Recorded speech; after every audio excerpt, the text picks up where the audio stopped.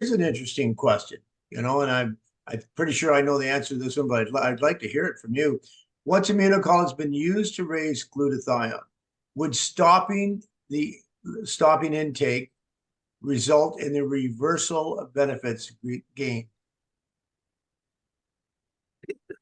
Well, it depends what you mean by a reversal. You will just go back to the glutathione level that you were at before you started the Immunocal. It's not like there'll be a further drop or a further depression of glutathione more than before you started. You will just go back to your baseline glutathione levels. There's um, no feedback mechanism that will deplete your glutathione after stopping. Right. So, Is that what you were going to say?